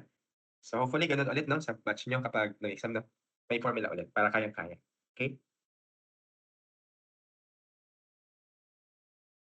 Punta tayo sa last problem.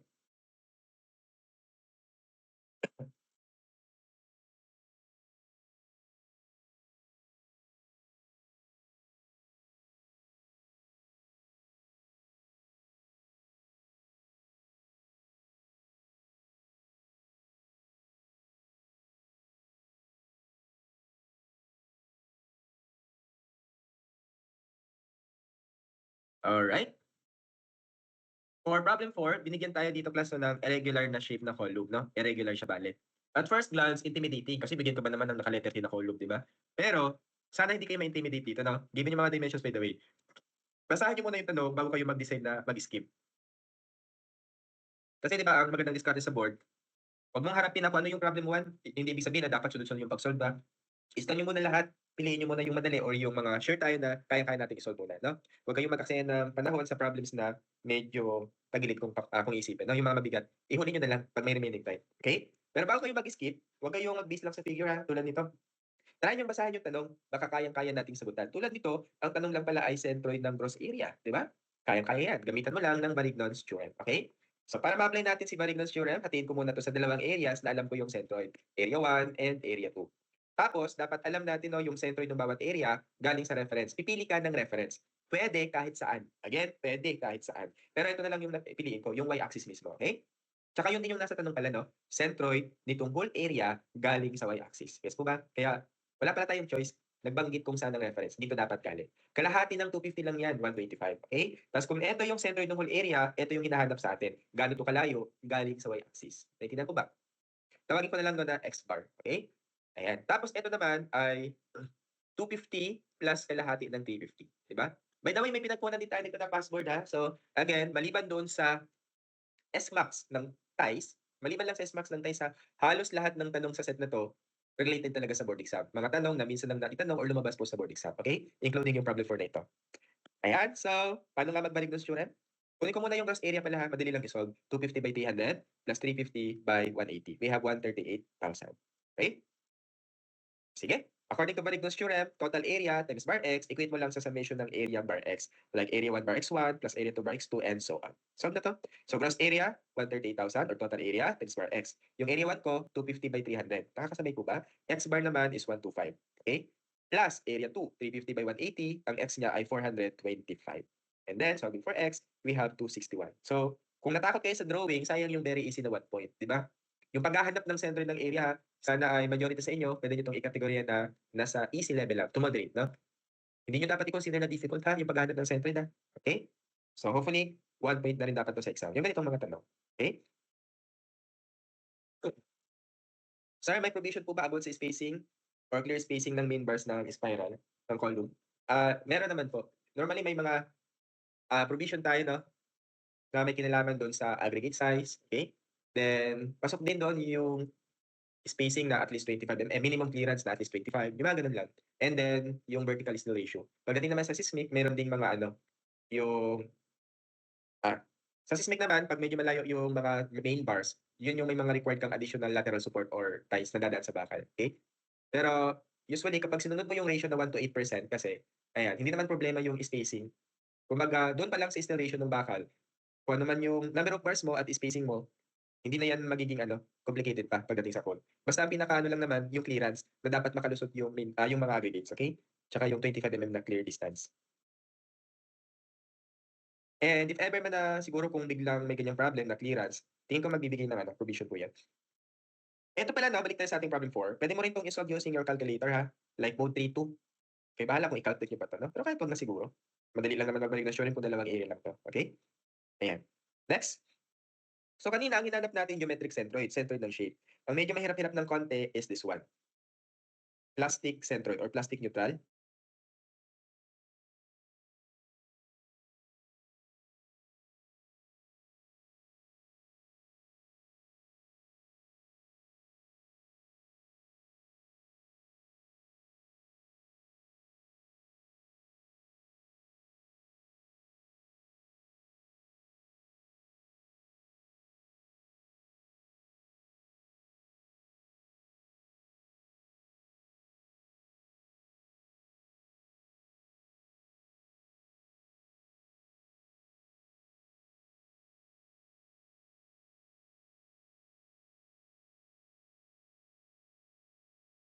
Alright, CR lang ako saglit. Alright. Now, definition muna ng plastic centroid 'pag sa column 'no, RC column. Bale ang plastic neutral axis, unang-una axis 'yan na dadaan sa plastic centroid. So ila-locate lang din naman natin dito yung plastic centroid, yun na rin yung location ng plastic neutral axis, okey? Galing daw dito sa y-axis nito. Ang plastic centroid class, yun yung location sa column na kapag doon mo po nilagay yung load, ang mararanasan dapat ni column ay pure compression. Dapat walang moment or bending na mararanasan, okey? Ayan. Sir, nawala yung audio, nawala talaga saglit, ayan. Tawag lang ng ano, kalikasan, char. Okay, so halimbawa ito yung elevation view ni column 'no.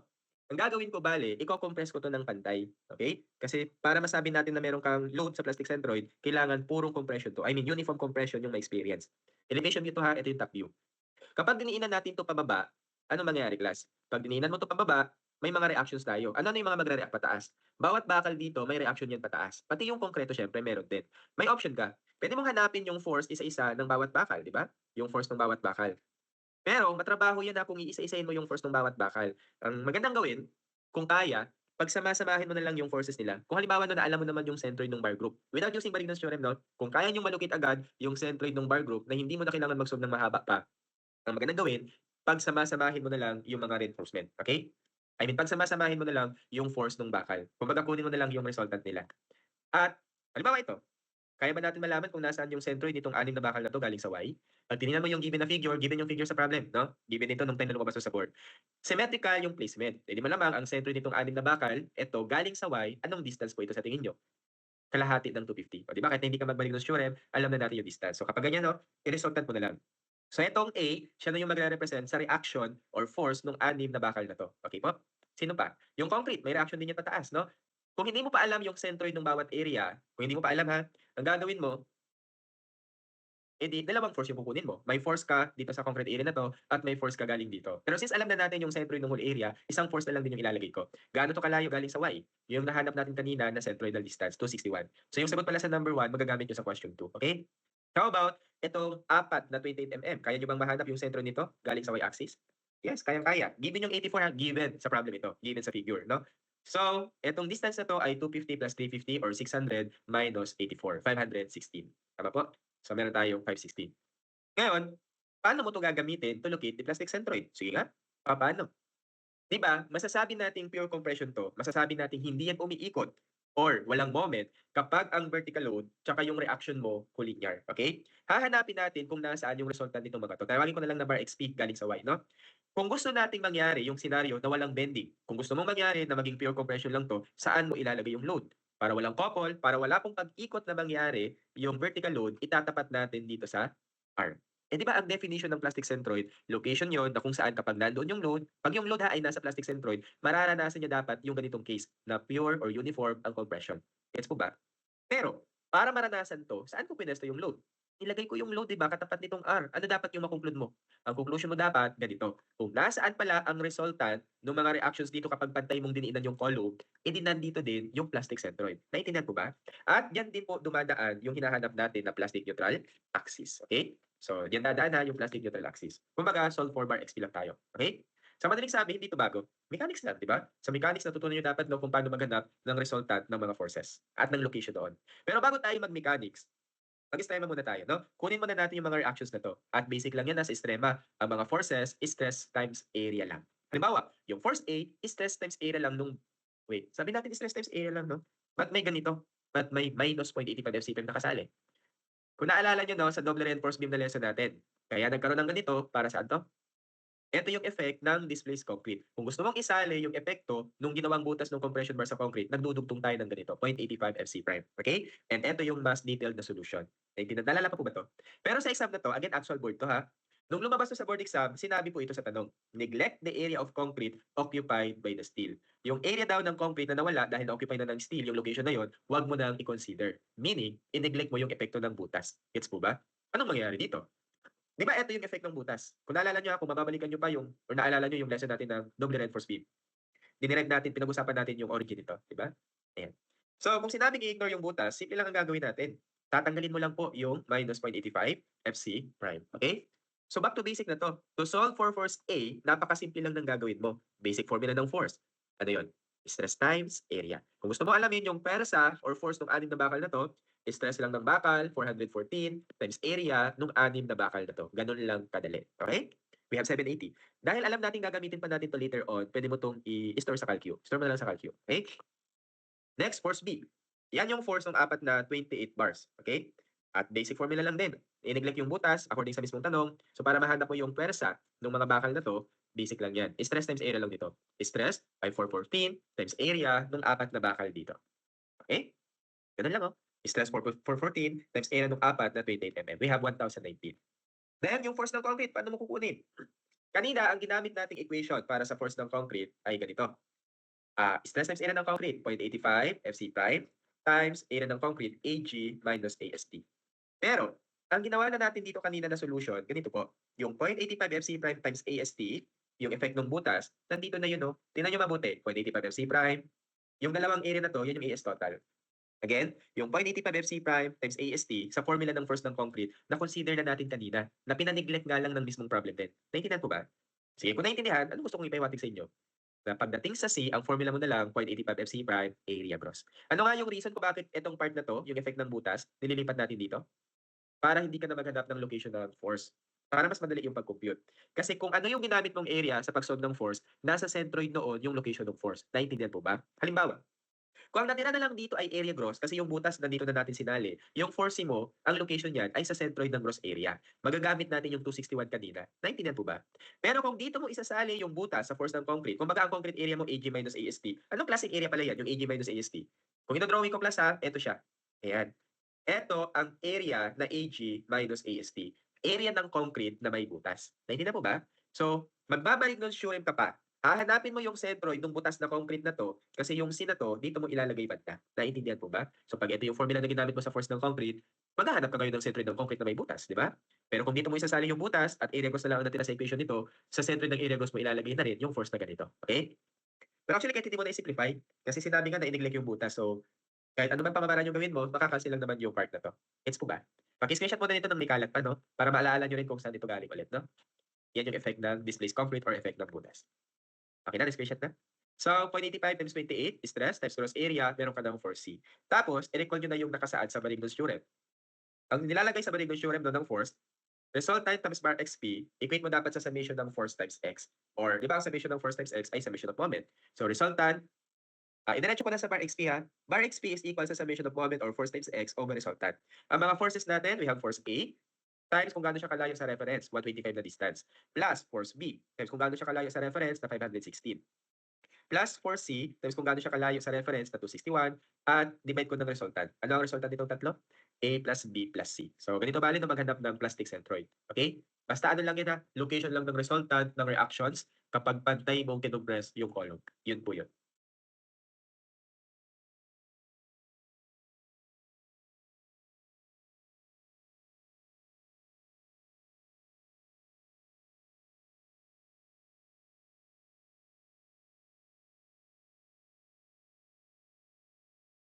Now, sa paghahanap ng centroid, pati plastic centroid 'no, meron tayong puwedeng magamit dito na ano, function sa CalCube. I-share ko lang muna siguro. Na kung gusto niyo puwede niyong subukan. So, i-share ko na lang 'no. And wala akong emulator 'no nung Canon. So, explore niyo na lang or puntahan niyo na lang 'no yung pupuntahan ko dito 'no. Ayan, mode 3.2, modes natin 'yan, mode 3.2, okey? Dapat naka-on yung frequency and hindi ako familiar sa Canon, so baka may magandang loob sa inyo, pa-share na lang po sa comment kung paano i-on yung frequency sa Canon calculator 'no. Yan, pa-share na lang. Baka meron kasing hindi pa 'to na-try, okey? Now, kung balak mo 'to gamitan ng function na ganito, ang ilalagay ko sa column X ay mga distance, mga horizontal distance, 'di ba, ang X. Ang Y naman, mga vertical distance from reference. Ang frequency, kapag ang kailangan mo ay normal lang na centroid, centroid lang ng shape, ang ilalagay mo dito ay area, okay? Pero kapag ang kailangan mo ay plastic centroid, ang ilalagay mo dito ay force. Subukan natin. Let's try. Halimbawa 'no, hindi pa natin nahanap yung 261. So, halimbawa lang naman. So, ang mga distances natin dito kanina, centroid na 'to is 125 sa concrete. Tama po ba? Yung isa ay 425 kung tama yung pagkakalala ko. Tama? 425. Okay? Yung mga Y value 0 kasi yung location ng mga forces na 'to, para hindi kayo malito by the way 'no, yung Y dito sa Calcu, hindi yan yung Y na nasa problem para hindi kayo ma-confuse 'no. Ayan. Although sa tanong naka-ano tayo, sige try ko na lang kung mapalabas muna natin. Yan, basta yung Y ay distance ng force galing sa Y-axis, okay? Or I mean galing sa X-axis. Eh, yung mga forces natin lahat yan tumatama sa X kaya ito 0 yung value, gets mo ba? Puwede mong erekta na dito yung force kung gusto mo 'no. Unahin ko muna yung mga forces siguro ng concrete. Ano yung mga forces ng concrete? We have 0.85 stress times area times FC prime 28. Bale halimbawa 'no, hindi niyo pa nahanap yung 261 'no? Kasi malay natin hindi naman pala 'to tinatanong, eh, di kahit 'wag mo na 'to hanapin, kahit dumiretso ka na sa plastic centroid. Naintindihan po ba? Kaya yun, ito muna yung area 1 'no? Stress 0.85 times 28, wait lang sa force natin ilalagay. 0.85 times MC prime na 28 times yung area nito. Ano nga yung dimension nito kanina? Paki-screenshot muna nito, babalikan ko lang yung previous slide. 5, 4, 3, 2, 1. Okey na? Ayan, dito tayo sa may dimensions 'no? 185 times 28 times 250 times 300. Okay? Basta force yung ilalagay mo sa frequency. Another force is 0.85 times 28.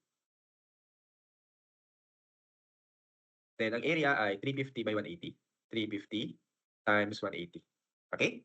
Ayan. Inuna ko muna yung mga force ha. Yung force ng anim na bakal, no? Bali, stress times area. 414 times yung area ng bakal. 20 square pi over 4. Then, anim na piraso, no? So, times 6. Nasunod po ba? Anim na 20 mm. Okay? Then another force, apat na 28. So stress is 414 times apat na area ng 28 mm. Okay? 28 square pi over 4. Ayan, so mga force yung ilalagay mo sa frequency ha. Ang y, zero value. Kung gaano kalayo yung force from the x-axis, yun yung y. Tama? Distance from x ay y. Lahat ng forces natin due to symmetry with respect to x, lahat ng forces mo tumatama sa x. Assuming na ito yung x-axis mo. So zero value yung y. Pagdating sa x, kung gaano kalayo yung mga forces mo doon sa y. No? So, we have 125. Tama? No, yung isa? 425. 125, yung apat na 'to na ay anim na bakal. Then yung apat na bakal naman 560. Nasundan ko ba yung inputs natin? Screenshot niyo muna yung input natin, ayan. Okay? And then, actually nakalimutan ko na yung pupuntahan ko. Sa calc niyo, press apps. Okay? Sa akin naman, shift stat. Then punta kayo sa variation, then eto, x-hat. Yun na yun. Share niyo na lang kung ano yung pipindutin sa calc para same yung makuha natin, 'no? Ito. Tapos yun na yun, 291. 'Di ba ito rin yung nakuha kanina. So, puwede rin na ang gamitin niyo is i-calculate niyo na lang, 'no? Yung mga ganitong tanong sa board exam. Okay? Nasundan ba yung process? So, same lang. Or kung mas nakakalito yung magka-calcu ka, edi mag-ano ka na lang, mag-solve ka ng force, then gamitan mo na lang ng Marignos theorem to locate the resultant. It's up to you. Nagpo-provide lang ako ng option or options, pero sa dulo kayo bahala pumili kung ano yung gagamitin niyo sa exam.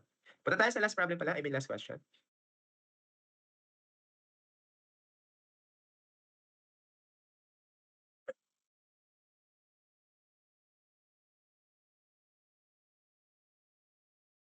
Salamat sa mga nag-share kung paano mag-on ng frequency at pa-share na lang din kung paano mahanap yung X-bar sa calculus niyo, 'no? Last question, basic na 'to. Determine the factored moment mu due to P unit 3 to applied 400 millimeters from Y. The column is reinforced such that the plastic neutral axis is 290 millimeters from Y. So, nagbigay po ng location ng plastic centroid or plastic axis, no? 290 galing sa Y. Nandito yung plastic neutral axis. Ngayon, may load tayo na 400 millimeters galing sa Y. Di ba nandito yung Y axis, tama? Paano mo ilalagay yung location or paano mo ilo-locate yung load? Pag sinabi kasing 400 millimeters from Y, dalawa yung posibilidad niyan. Pwedeng to the left, yung 400, or pwedeng to the right. Pero dito may clue. Ang clue or hint, yung location daw ng load natin magko-cause ng compression sa 4 na 28 bars, okay? Kumbaga, ang clue, kailangan ito compression side. So, pwede natin sabihin na itong isa yung magiging tension side. Okay? Actually, ano siya baliktad? Kasi kung ganito yung column section mo, ito yung mas proper na compression side. Bakit ko po yun nasabi? Kasi mas malaki ang concrete area dito. At ito yung mas correct or mas proper na tension side. Bakit ko yun nasabi? Mas marami yung bakal dito. Pero susundin mo dapat yung clue. Ang clue, dito dapat ang mako-compress. Ngayon, simple lang ang logic. Para malaman mo kung saan mo ilalagay yung load, ganito lang yung iisipin mo ha. Kung anong side yung nako-compress, nasa side na yun yung load na nagko-cause ng compression. Tama po ba yung ganung logic? Kung saan mo nararamdaman yung diin, doon din siya dumidiin. Tama po ba? So, ang makakaramdam ng diin or compression is the side. So, nandito yung load natin. Yung load natin, 400 millimeters to the left. I mean to the right. Alright? Alright. So, nandito yung load, okay? Kung walang clue at all, pwede mong itry yung parehas na location and then check mo sa choices kung alin yung meron. Kung walang clue at all at dalawa yung nasa choices, report na lang natin yung problem, no? Ayan. Kasi dalawa yung pwede, di ba? Pwede ang load to the left or pwede ang load to the right. Or kung walang clue at all, kung ano yung logical talaga, kahit yun na lang yung sundin mo. Mas logical na scenario. Alright? Ngayon, ang tanong, ano daw yung moment na mapoproduce nito? Ganito po. Ang paghahanap ng moment sa column, hindi po yan moment sa kahit kani-kaninong axis. Ang moment sa column, minimeasure yan about sa plastic neutral axis. Okay? Moment about plastic neutral axis dapat. Ito yung reference. Anong moment ang meron dito? Basic formula. Moment ay force times distance. At may tawag tayo sa distance mula sa load hanggang sa plastic neutral axis. Anong tawag dito? Yan po yung tinatawag natin na eccentricity. 400 minus 290. So, yan. 110. Okay? Force. Di ba ang force natin ay PU? Tama po ba? Okay? Ang moment arm ay E. So, ang formula pala ng MU is PU times eccentricity. Gets po? Yun na yun. PU is 32. Eccentricity is 0.11. Ginawa ko ng meter. We have 352 kilonewton meter. And dito magtatapos po yung ating set. Okay? Para may enough time pa kayo to rest kasi may factoriality na tayo bukas, no? Ayan, may pasok na tayo ulit bukas. Except sa mga walang pasok talaga sa Monday, yung mga walang schedule ng Monday. Okay?